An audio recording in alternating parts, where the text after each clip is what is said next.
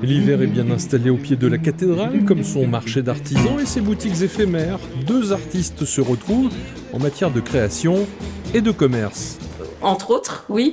Oui, oui, entre autres. Ça fait quand même, je ne les ai pas comptés, mais ça fait quand même beaucoup d'expositions qu'on fait ensemble. Et oui, le travail s'associe bien, une thématique nature. C'est une bonne occasion de rassembler des personnes. Enfin, nous, ça nous permet, avec une bonne communication, sur un temps court, de montrer une grosse partie de notre travail.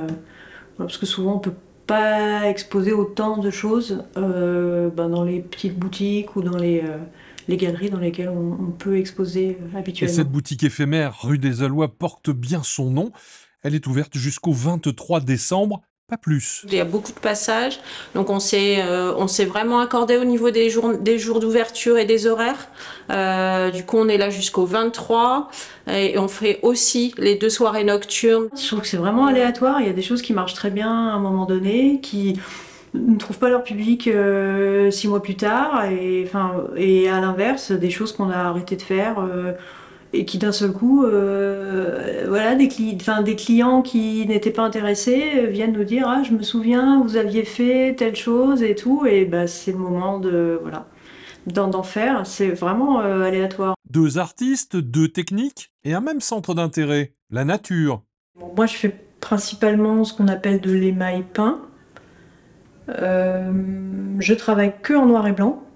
Bon, sauf pour les bijoux, mais ça, c'est autre chose. Mais sinon, dans mon travail de paysage, toutes ces choses-là, je travaille que le noir et blanc, et j'ai une technique qui fait que, enfin, une façon de travailler le blanc qui me permet, voilà, sur mes paysages, tout ça, de dessiner des ciels. Alors pourtant le blanc c'est l'élément le plus casse-gueule quand on est meilleur sur cuivre. Ouais, mais moi je le maltraite un petit peu quand même, et je l'utilise justement avec ce qui peut être un défaut pour un émailleur, l'oxydation du cuivre, et qui va rendre l'émail blanc, bah, qui va le rendre vert. Voilà, moi je me l'approprie et j'en fais un paysage. There ain't no sunshine now you're gone. It's not warm now you're away.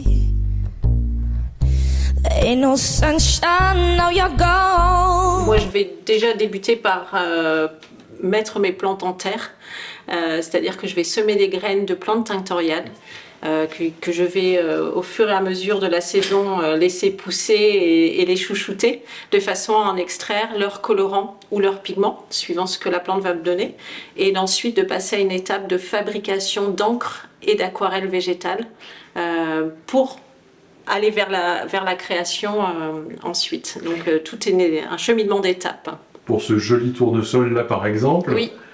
est-ce que vous avez utilisé le tournesol pour fabriquer votre teinte? Alors non, pas, mais il est tout à fait possible d'utiliser pardon, le tournesol et d'en extraire un joli colorant jaune. Non, là ici on est sur une encre métallo-gallique qui va nous donner ces brins, une encre très très ancienne. Et ensuite on va avoir aussi, que je ne me trompe pas, un petit peu de cosmos sulfureux et de l'œillet d'Inde.